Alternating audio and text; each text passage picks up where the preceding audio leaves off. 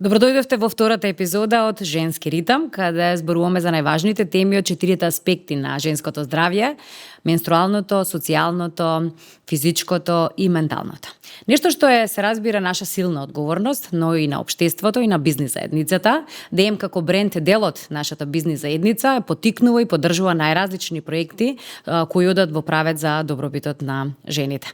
Ке ја споменеме се и уште актуелната кампања Скрос јас, која ја слави уникатноста на секој од нас. Секако тука е и конкурсот Заедно едни за други, од каде се поддржа дури 12 проекти кои одат во прилог на зачувување на менструалното и репродуктивното здравје на жените. Секако не помалку важни се во изминативе 2 години дерматолошките бесплатни прегледи кои се организираат од страна на ДМ и се разбира ги добиваат сите оние на кои им е потребна грижа и нега или информации токму за подобро наше здравје.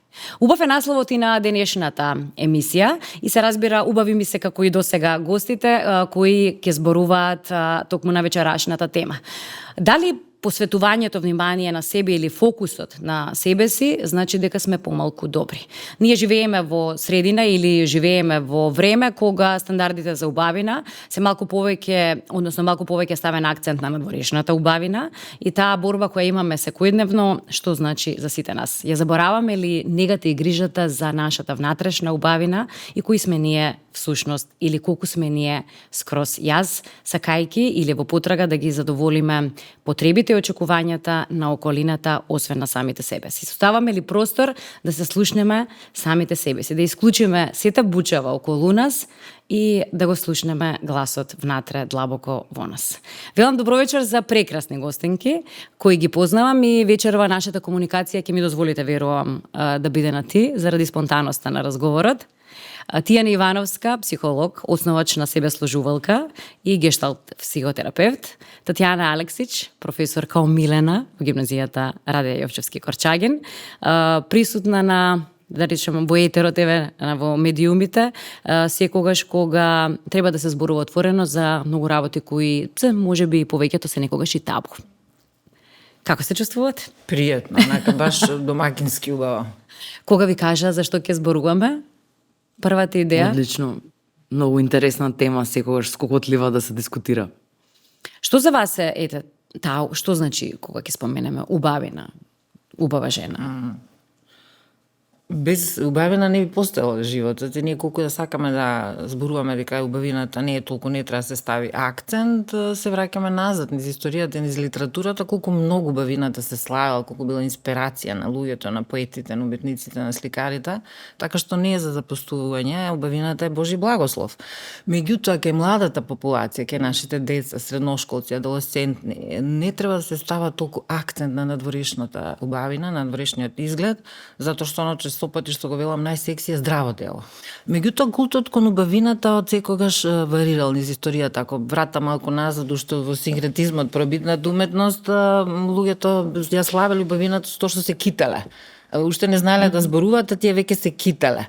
Во грчката митологија и литература не можете да најдете грди ликови. Сите се убави, боговите, божиците, можеби некои од тие киклопите, ќе видите едно око има или незамерини, божиците на фуриите од Маздата. Дури некаде во времето на романтизмот првиот грд лик онака е на Мери Шели Франкенштајн. Што значи од секогаш убавината се славела како нешто навистина возвишено и благословено. Но кога ќе се стави претерано акцент на физичката убава кај младите луѓе, може да се дојде до фрустрации, до потреба да се интервенира на таа убавина на многу млада возраст, значи децата, девојчињата уште малолетни, па ќе се обиде да стават силикони или реконструктивна естетска хирургија, пластика, ботокси, филери, се друго, а се уште не пораснале, не се оформиле.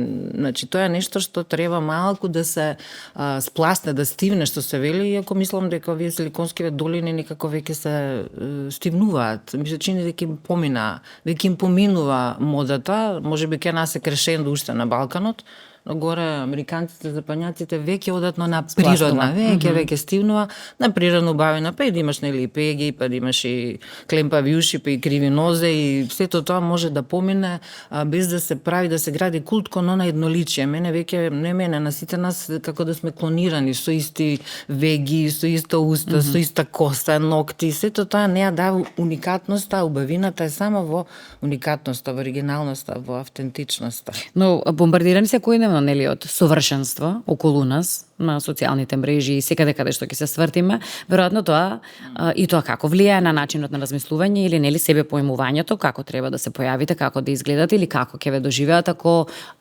излегувате од стандардите кои ни се наметнати, нели за тоа што значи една убава жена, особено се спомена нели овие млади сега генерации кои се уште се бараат или едноставно кои не се најдени себе си кои се, каде се, што се, па многу лесно веројатно може да влезат токму во таа река, да се навлечат на тоа што значи задоволување на стандардите и на дворешното влијание за убавината кога е во прашање. Потик или пречка? Колку имаат младите проблем со себе наоѓањето и колку имаат проблем со поимувањето на што е вистински убава жена или убавина? Па, јас мислам дека има доста проблем, затоа што сепак е ова Балкан и сепак ние живееме во едни многу силни стереотипи за тоа како треба да изгледа една жена.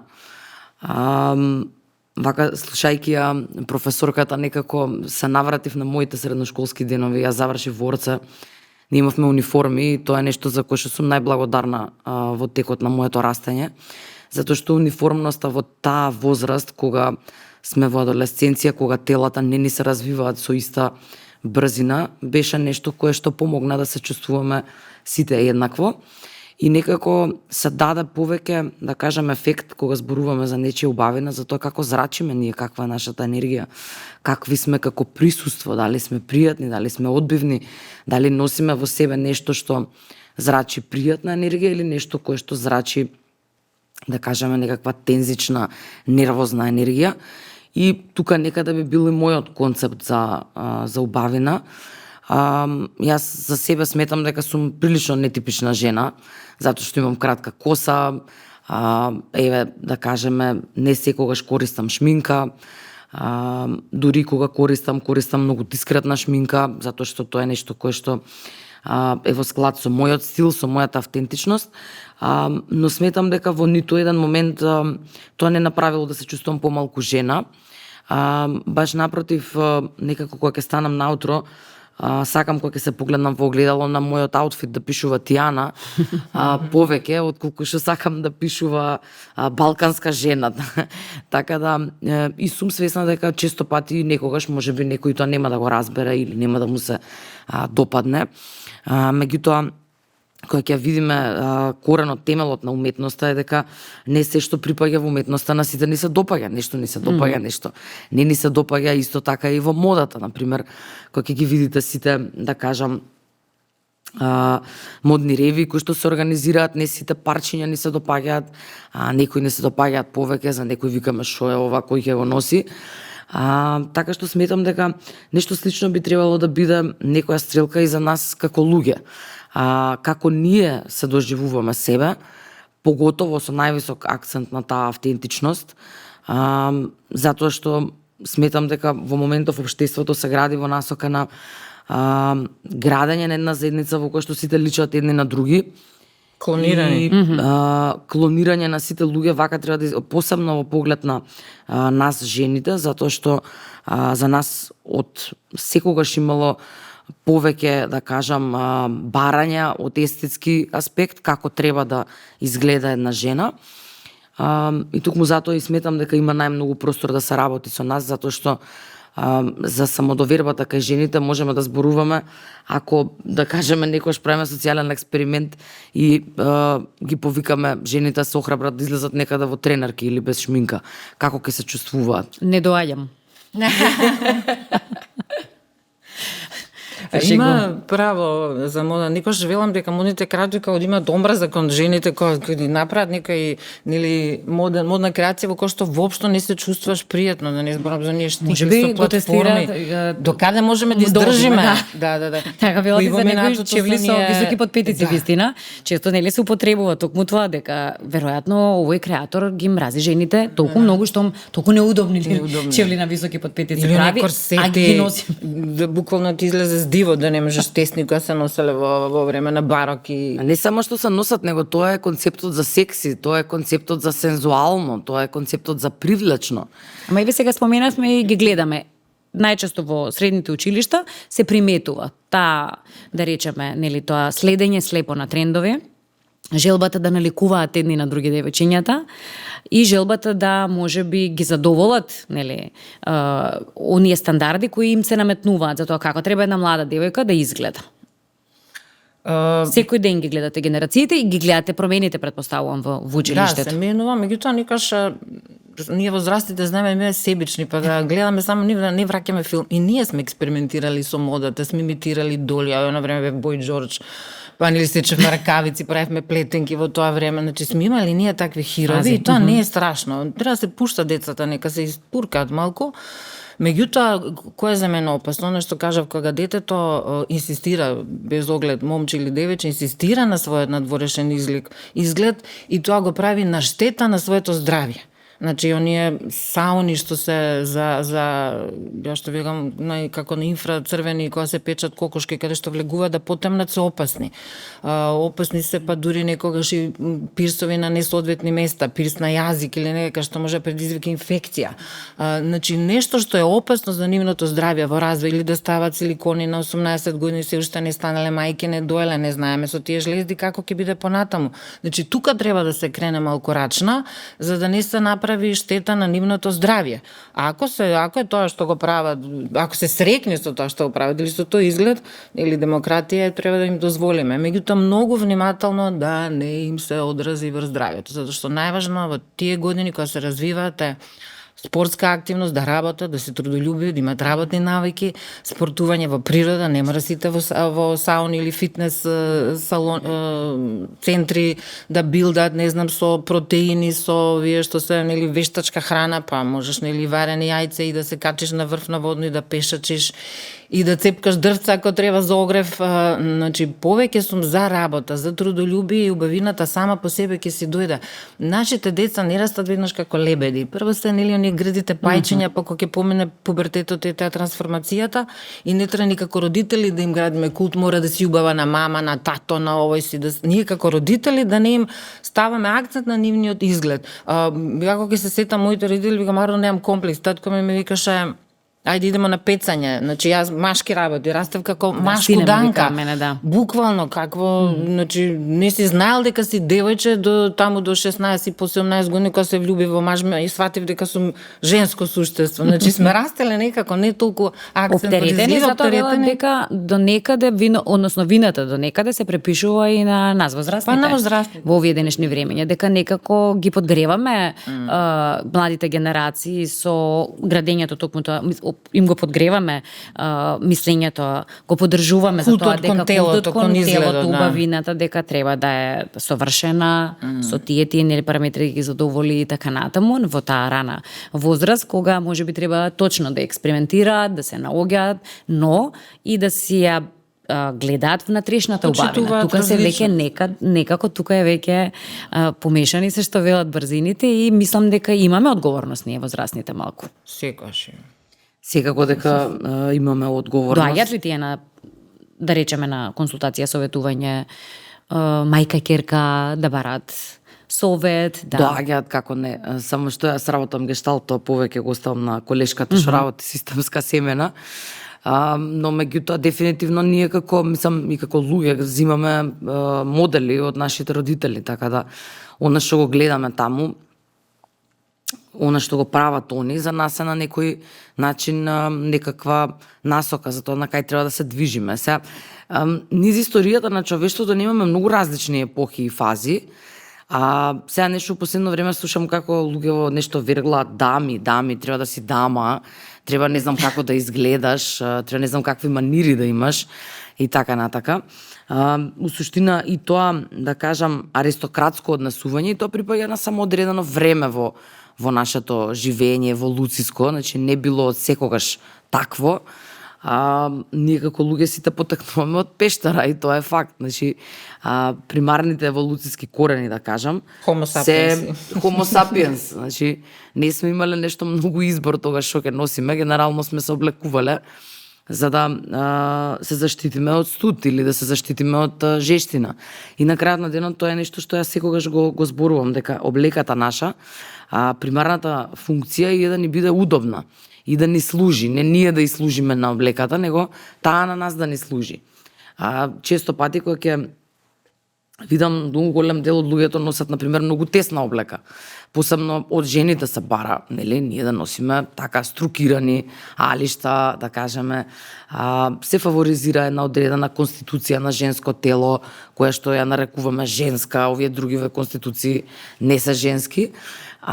Така што сето тоа може да влијае на самодовербата на една личност, пред се да се чувствува помалку женствено, да се чувствува по-лошо вклоплива во општеството и општествените вредности, а на крајот на денот и често пати и од другите луѓе да бива одбиена, затоа што никој не дал шанса да се запознае таа личност во внатрешноста, туку била осудувана врз основа на некои надворешни црти што на крајот на денот се комплетно небитни, затоа што никој од нас не успел да го сопре процесот на старење, ние природно секако проаѓаме низ промени во телото и единствениот начин да се носиме со нив е да ги прифатиме како дел од нашето живење. Но често ќе слушнеме и и во некои опуштени разговори или едноставно преку примери, дека убавите жени побоа поминуваат, полесно во животот. Дека, да е тоа веројатно, можеби потсвесно, можеби вие правите некој опуштен разговор, слушаат некои девојчиња кои сте на помала возраст и од тука почнува нели некако веќе да се вртат во мислите во правец на тоа дека јас си треба да си обрнам внимание, не е лошо далеку од тоа дека е лошо ние да се грижиме за нашиот изглед надворешен и внатрешен, но не е по толкова цена на внатрешниот изглед да се занемари комплетно, за да нели повторно ќе речам, задоволуваме одредени стандарди кои ни се наметнати и кои значат дека само така може да се успее во животот, дека тоа е она што се цени. Па ќе кажам, ние сте имале и такви искуства во животот каде ви бил изгледот плюс, минус или имал предност во одлуката за некаде да бидете или не, да добиете одредено работно место или не? Секако. Секако дека има, например, јас имам голем број, тоа важи на моето тело и често пати се наоѓам во ситуација да, например, некој од постарите генерации кога влегувам во некоја државна институција или пак да ме погледне малку така, да кажеме, народски накриво или со прекор или да изгледам малку чудна, пак ќе кажам за стилот на носење и дури се случувало и да кажеме да чувам некоја кошула со долги ракави за да можам да само се покријам. Пошто конкретно на раката ми се речи се сите тоа важи, затоа што се уште важи тој стереотип дека нели е невкусно, дека треба да се покриеш, дека треба да изгледа тоа све чисто, гладко, јасно. Иако тоа веќе се полека поместува со тек на новите генерации и развитокот во свесноста, меѓутоа се уште постои во некои институции, например кодекс на облекување, да кажеме. Самиот факт што да кажеме за жените се прават од униформите сукњи, за мажите панталони. За мене тоа е несфатливо затоа што сметам дека дали се сукњите за жени или за мажи, тоа некој седнал и го договорил. Низ културата на живење може да видиме и народи кои што и мажите носеле сукњи. Така што носите сега, што длањани. Така што идејата е да секој има можност да си го одбере она во кој што се чувствува свој и во кој што се чувствува удобно. Затоа што сепак посебно кога зборуваме за работна облека, можеби не е секогаш пријатно, не на секоја жена е пријатно да носи сукња 8 часа во денот. Можеби некојаш сака да облече панталони, нели? Така да тоа се тие, да кажам, ограничувања кои што ние ги ставаме и често пати на парчињата облека им им ставаме да кажеме дека се машки или женски, Етикетираме и боите. ги етикетираме, или дека машко не сме да носи розова боја, а плавата боја е исклучиво за мажи, жените треба да носат црвено или не знам што. Јас сум генерално голем противник на тоа, затоа што сметам дека секоја боја носи своја убавина, секое парче у кое што некој се доживува свој, има сосема простор да го носи, и на крајот на денот тоа е она што не прави различни еден од друг. Колку медиумите имаат? Влијание? Да. Огромно влијание има. Таа медиумската писменост е многу покрај функционалната писменост и медиумската писменост треба да оди паралелно во едукација на децата уште од најмала возраст, затоа што она што го нема медиумите како да го нема во реалноста. И ние сме свесни дека се што ќе излезе, меѓутоа не треба се проголта. Сега особено со ова интернет комуникација на брзо се доаѓа до информации, порано сме морале пешки да одиме. И затоа брзо се наметнуваат ставови. И брзо се наметнуваат ставови, а да не зборувам за фотошопијада. Колку пати јас сама себе кога ќе ми фотошопира, викам не претерувајте, треба мода за 6 годишна жена, не смешно е. Сама себе сум си некако... Но и треба да се видиме на улица во живо. Треба да се видиме, да се препознаеме после. Така што мислам дека тоа ќе помине, и колку пати на децата ми велам учениците, гледате фотографијата, вашата учителка не е ова, една шминкана, намонтирана, ќе се средам, или тоа во целта ги оправува средствата макиавелистички за таа намена. Меѓутоа во реалноста е нешто сосема поинаку. Затоа треба да ги научиме децата да знаат што од медиумите да прифатат како вистинска информација, не она што велат они фейк ньюс или фотошоп или дип ньюс, уште пострашни техники кои буквално те ушмукуваат во таа некоја своја игра, каде што сами гледате дека е битно како си облечен, што возиш, каде одиш, се повеќе рилстови од каква кола возиш, каде си бил, каде си прошетал, па таму кафе, онде доручек. Замислете деца кои немаат никакви средства материјални, кога го гледаат тоа, гледаат. Тоа е веќе оној момент кој треба малку да и системски да го зошто и каде се изгубивме? Кога толку многу ни стана важно, нели, ни станаа важни сите овие работи пред материјалното, духовното, убавата душа што велам велиме. дека е многу важно да работиме на тој баланс помеѓу материјата и духот. Затоа што иако сметам дека нашето општество не е пример, затоа што кога не е загрозена екзистенцијата, нормално дека ќе тежнееме да се фокусираме на материјата.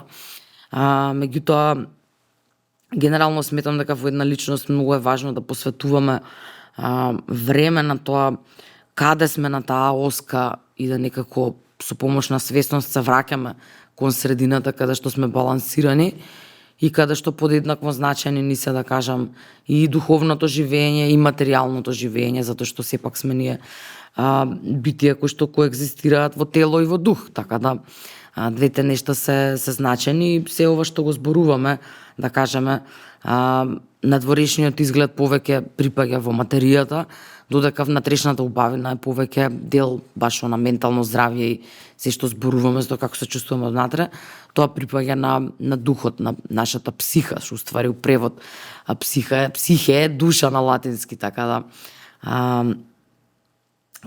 тоа е нешто значено што сакам да го споделам. Површно некако ги гледаме работите, веројатно сите ние си дозволуваме да не вози времето, нели, во кое живееме и брзината со која живееме, и некако како да не обрнуваме внимание на можеби некои знаци аларми кои се јавуваат, ги гледаме.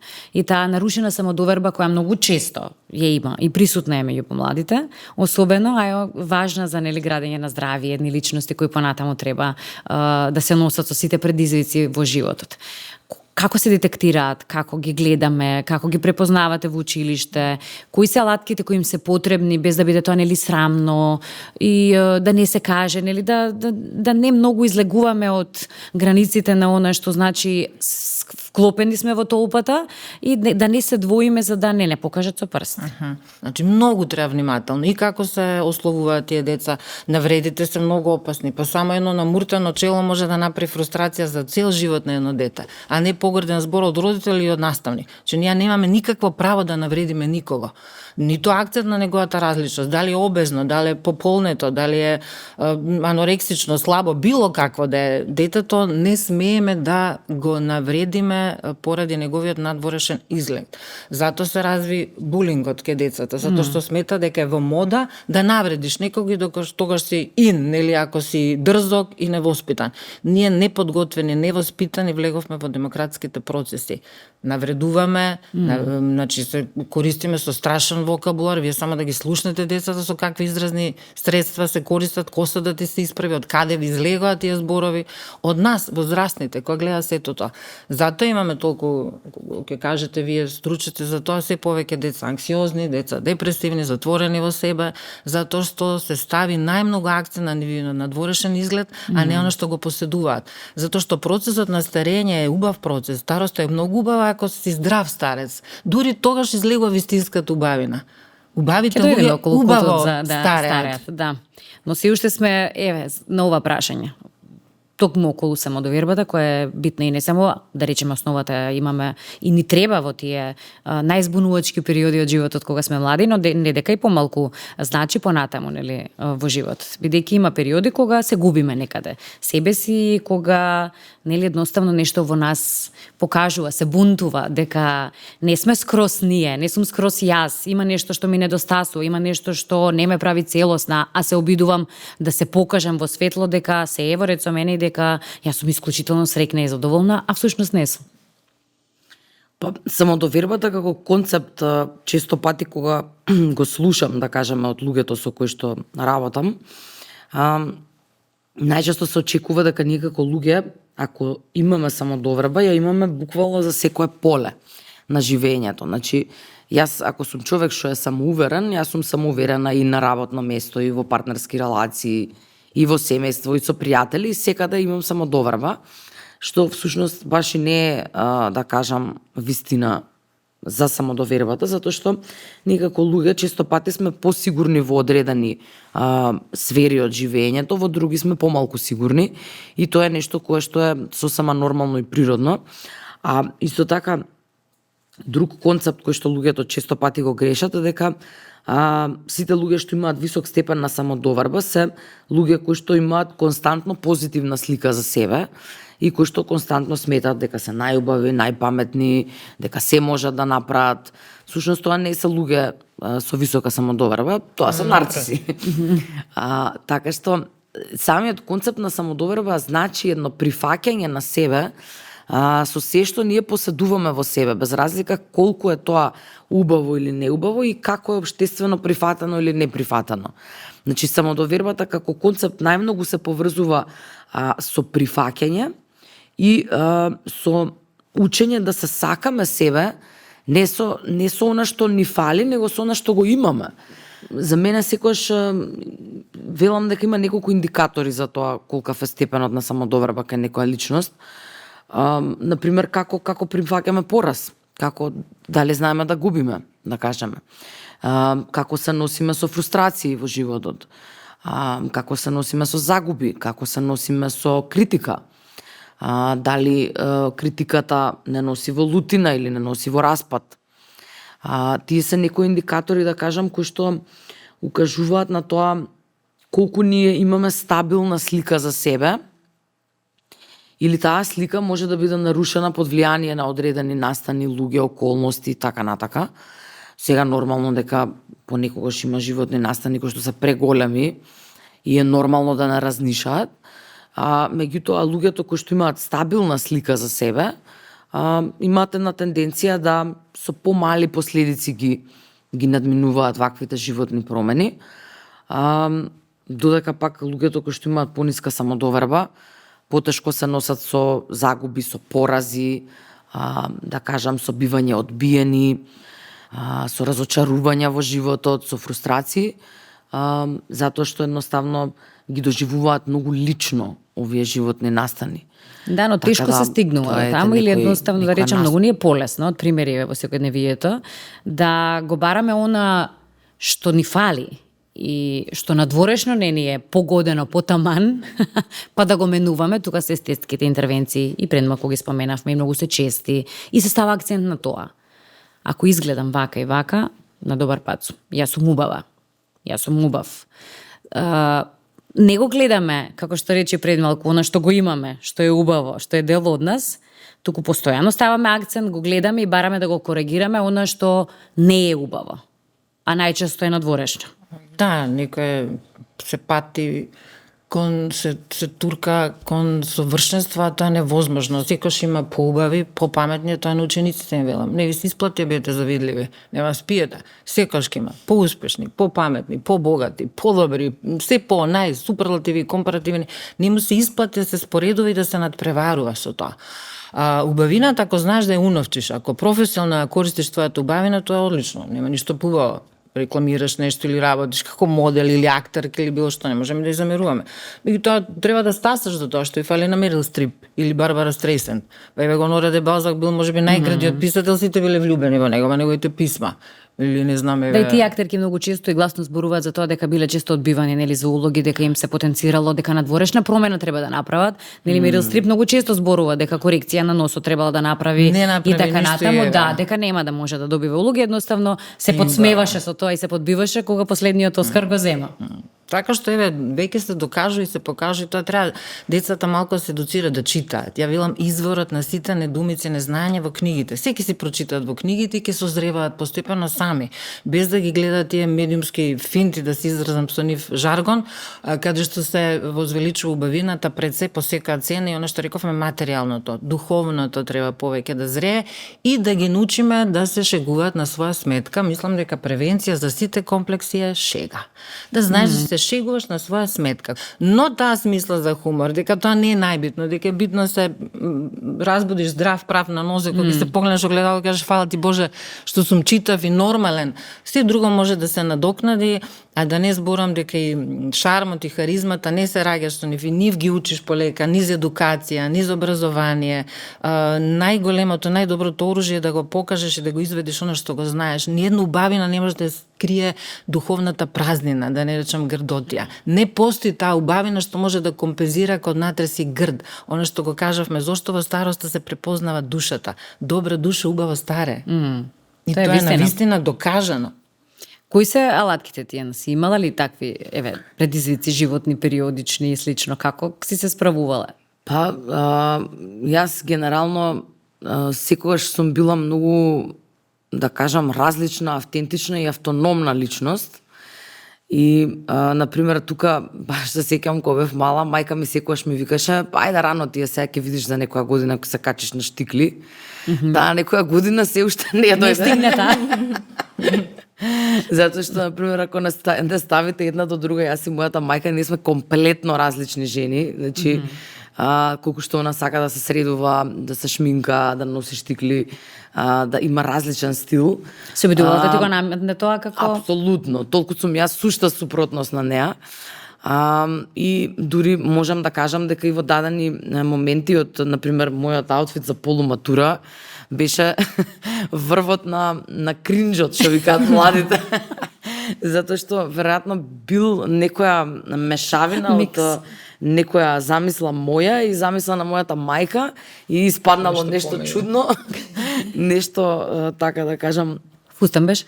Не беше фустан, ама некако комбинацијата на бои беа така нешто златно со зелено. На мама, златното на мама. Зеленото моја. Да, сега да речам, да, зеленото твое. Зелена моја до ден денес ми е омилена.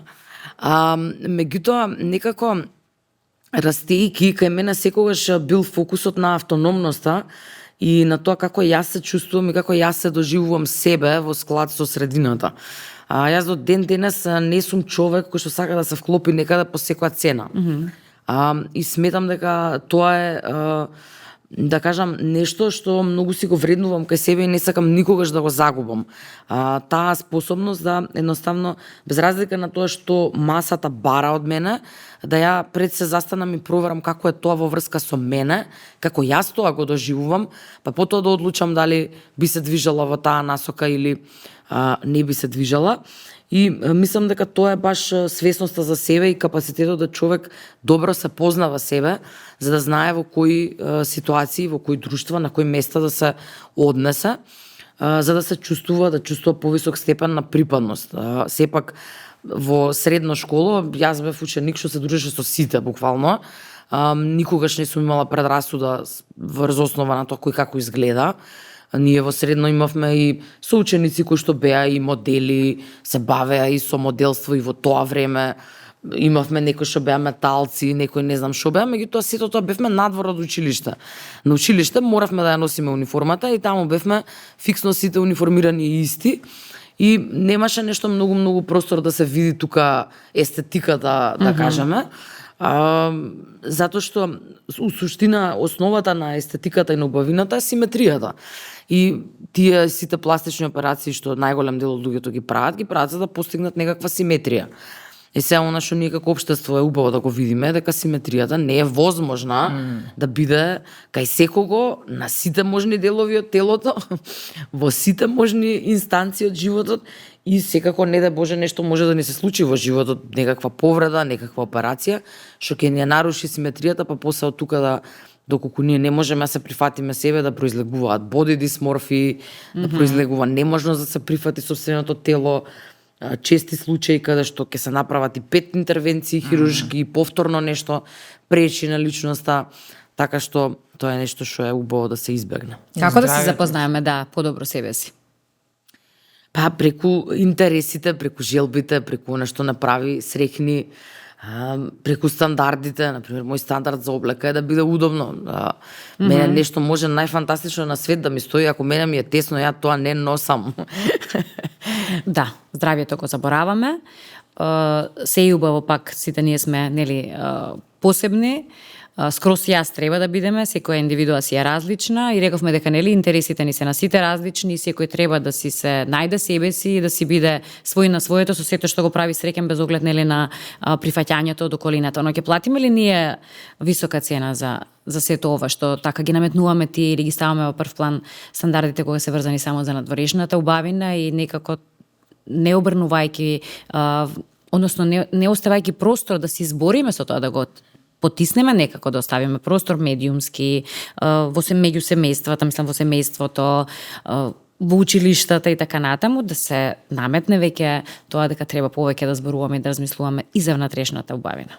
Па веќе ја плаќаме затоа што гледаме се повеќе несреќни деца, значи децата кога треба се радуваат во тој период, тие се или ќе се повлечат или ќе станат со анксиозност нека, со депресија, затоа што тоа што го гледаат на медиумите сакаат да бидат и тие дел од тоа не можат. И ета фрустрацијата. Затоа треба да им се дава повеќе одговорност во физички простор, да работат повеќе, да немаат време за такви следења на надворешниот изглед и за да влезат во фрустрација и потреба да се постигне тоа идеална совршена убавина. Значи да работат повеќе, нема ништо побаво од различност. Е толку убаво што сме сите различни во целиот свет и тоа е нешто што светот го прави убав. Убавината е токму во таа различност и автентичност. Само треба да се прифати со тек на време, ама треба зрелост. Значи децата уште кога не се зрели, тогаш подпаѓаат и под комплекси, фрустрации, кога ќе почнат да зреат, а се зрее преку учење, преку читање, преку осознавање, преку работа, тогаш веќе нема да имат комплекс на ништо што е поврзано со нивниот естетски надворешен изглед и многу полесно може да се пронајдат себе си во општеството без да влечат комплекси. Дама може да биде преска спомна дама. Дама може да биде во патики, во кожна јакна. За мене дамско однесување е воспитаност. Значи да знаеш каде како ќе се однесеш или каде како ќе се облечеш. Тоа е исто како што е стилот на зборувањето. Ние ќе зборуваме жаргон кога сме во дискотека, сленг, жаргон, не можеме да зборуваме литературно кога сме во дискотека или негде. Исто е со облекувањето. Но треба да знаеш како да се облечеш на свадба, како на матура, како во емисија, како на кога се качиш на водно, не можеш со штиклја се качиш на водно. Ете тоа е стилот на однесување и тука е убавината. Да знаеш каде како ќе се облечеш, каде како ќе зборуваш и каде како ќе се однесуваш со својата различност. Да ја прифатиш од мали нозе е тешко, ама благодарение на родителите, на професионалци, на нас во просветата, просветните работници, со давање пример. Еве јас им покажав како може од библиотеката направиме каче скромно, све живо од ѓубре, од отпад, ставивме во библиотеката и да гледувам, викам као Шарл Бодлер сум во ѓубре гледам убавина. рециклирам се. Естетика на Така што градот. естетика на На градот, градот. така што некогаш треба да ги учиме децата малку и на скромност. Малку од ништо да направат нешто, тоа е уметност, тоа е креација. Остани тако, Колку е избори се. ослободување тоа кога ќе дојдеме, нели, да едноставно си се сакаме себе си такви какви што сме. Со сите мани, со сите и совршености, нели. Кога веќе ќе се запознаеме. Помна нарцис, значи многу треба да внимаваме резке границата, да не ги билдаме децата да се сакат, сака се себе си, прво типа останатите, затоа што може да Но и дојде за возрастните, до дека и за прашувам. возрастните. Еве, поминати години искуства животни, така доаѓаме до момент кога сите ние сме имале различен развој, сме имале различни периоди, несигурности, сомнежи во себе, во својот изглед и така Тоа е натаму. добро помена. Значи треба да се сомневаш. Интелектот бара сомнеш, скепса. Значи бара да се сомнеш во себе. Дури е добро да си самокритичен, не претерано самокритичен. Меѓутоа мислам дека е подобро затоа што се плашам дека иде генерација на нарцистички пореметени деца и возрастни, сите кои само јас, прво јас па никој друг, јас сум најубав, најпаметен, најдобар, ја можам се. Не е добро ни тоа. Не е добро ни тоа. Значи, некоја балансираност, некоја рамнотежа помеѓу претерана самокритичност, што може да значи низок степен на самодоверба, или претерано чувство дека си супериорен во поглед на сите останати. Значи, како родители да внимаваме, ако децата како што учат, дајте им можност за учење све, меѓутоа не треба се форсира, посекат се на 5-ки, посекат се на 10-ки, посекат се на бидат доктори на науки. Најме многу луѓе кои не завршиле факултети, па се доктори по своите вештини, во своите занаети, во своето знаење. Но исто мислев и за ослободувањето како ние веќе возрастни, изреализирани личности. Со годините кои си ги носиме, гордо. Што значи тоа ослободување од стегите на совршенство, на задоволување на мислењето на сите околу нас? Да си среќен со себе. Вртење кон себе. Вртење кон себе и спознавање на себе. Да кажеме, секогаш велам дека сами на себе е многу значено да си бидеме добро друштво и да си бидеме најдобри пријатели. Затоа што само од сопствената кожа не можеш да избегаш нигде. И тоа е, да кажам, со тоа тело и со таа душа треба да живееш до крајот на твојот живот. Така што ако не научиш како да бидеш да живееш во мир и хармонија, тешко дека ќе излезеш на крај со себе во толку многу години колку што е животниот век во нашава држава, барем 80 години life expectancy, така да кажеме доста долго време. Меѓутоа совршенството секогаш ќе постои, тоа е нешто кое што припаѓа на општествениот притисок. Прашање е како ние се носиме со тој притисок и што ние правиме, какви избори правиме, со какви луѓе се обкружуваме, какви ни се животните навики, како живееме, кон што се стремиме, какви ни се целите, дали цели поставуваме заради себе или заради некој друг. Например, ако сакам да купам нов автомобил, дали јас сакам да имам нов автомобил или сакам да одам скалило напред во социјалниот статус. Значи, тоа секогаш го кажувам дека е убаво да се провери дали нешто кога правам, го правам за себе или го правам зашто некој ми кажал дека треба да го правам или треба да го имам. Конформистички. Така да кажам, таа лична скала на вредности, таа самокритичност и во таа насока оди и генерално критички ум. Значи, мене не ми се допаѓа што ние како општество сакаме да креираме млади кои што размислуваат како што ние сакаме да размислуваат. Тоа е невозможно. Значи, коренот на младоста е да се јакне бунтовноста и критичкиот ум. Они треба да бидат бунтовни, зашто тоа е нивна работа. Не може да бидат бунтовни на 60 години, на 70, на 80. Тогаш имаат најмногу капацитет и да искажат став, и да се во право, и да не се во право. Меѓутоа, ако тогаш го усвојат тоа, понатака во животот за многу нешта ќе бидат омоќени и охрабрени да се пројавуваат, да се изјаснуваат, да кажуваат мислење, а па на крајот на денот и да прават општествени промени. А ако ние ги бараме од нив да следат шаблон, да изгледаат вака, да се однесуваат така, да завршат ова, да се вработат таму, тогаш не сме направиле ништо освен што сме ги затвориле у рамка. Футурова. Можеме сега тука да споменаме кога и годините ќе се спомнаа, нели 60, 70, 80, што може, што не може. Ќе дојдеме можеби до оној момент или вечната тема за култот за младост. Тоа е една тема која е Дориан Греј.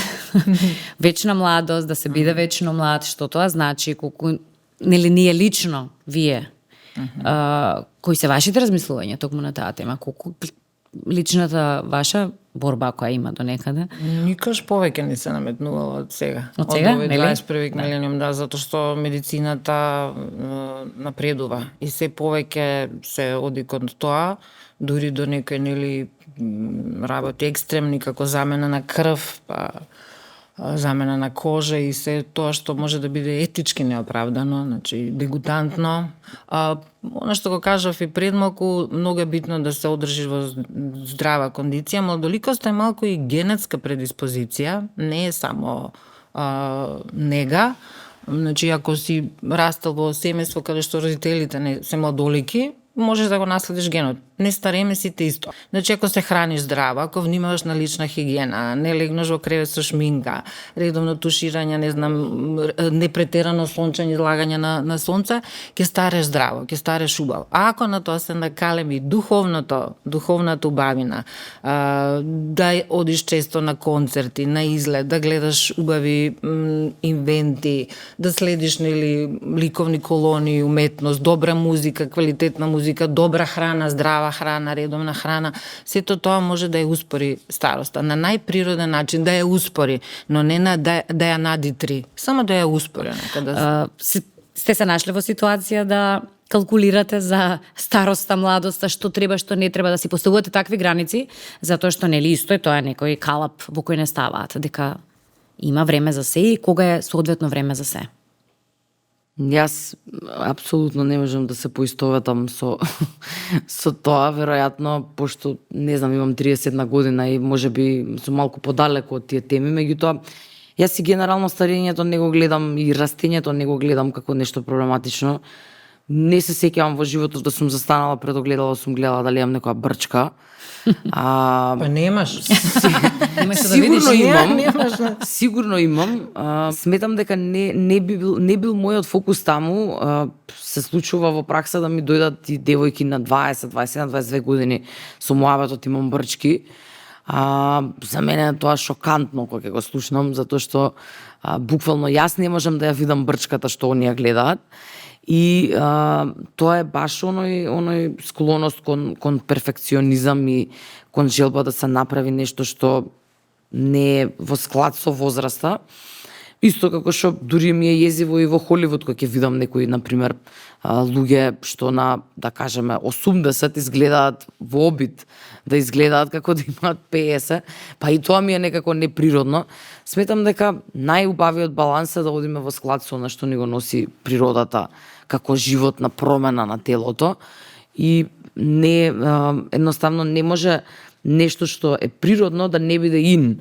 Значи ако да кажеме еве ајде јас се фарбам, можеби тоа е единственото нешто кое што го правам од некоја естетска корекција, и тоа се фарбам затоа што кога ќе се видам така плава во огледало се чувствувам ја, инаку сум смеја по природа. Али е пак нешто што го правам пошто сакам и верувам дека во моментот кога нема да сакам веќе да го правам, престанам да го правам. Не затоа што некој така ми кажал дека ми стои поубаво или например кога ќе ставам слика на Инстаграм кај што сум нашминкана, стандард има многу повеќе лајкови, многу повеќе коментари, леле ама добро изгледаш и така натака отколку некоја вообичаена фотографија. А може би јас на таа фотографија каде што сум со шминка и изгледам супер, се осеќам крш, од што све ме стега, вака очите ми солзат и така натака. На таа обичната фотографија си проаѓам феноменално, меѓутоа тоа социјалните мрежи не можат да го доловат тоа чувство и баш поради тоа и не е потребно да ни бидат некое мерило за тоа што е правилно, што е погрешно. Се на мјут освен јас, вака кога ќе слушнете. Што буди кај вас? Што е тоа што го правите, што е тоа што еве си го дозволувате за да си ја нахраните душата и да ви биде убава? Па јас што си дозволувам флексибилно работно време, да кажам, тоа е нешто кое што кај мене многу менува и мислам дека во голема мера прави една редукција на стресот од секојдневното живење. затоа што можам да го правам распоредот онака како што мене ми е згодно, да правам промени и така натака. Кампувам. Кампот дефинитивно ми е се на мјут, освен јас. Не знам, често пати гледам да е... Ја наоѓам доста среќа во скромноста, мене не ми требаат големи работи за да бидам среќна. Секогаш кажувам дека ја можам супер да си поминам и у Крива Паланка и на Малдиви, не ми прави разлика локацијата.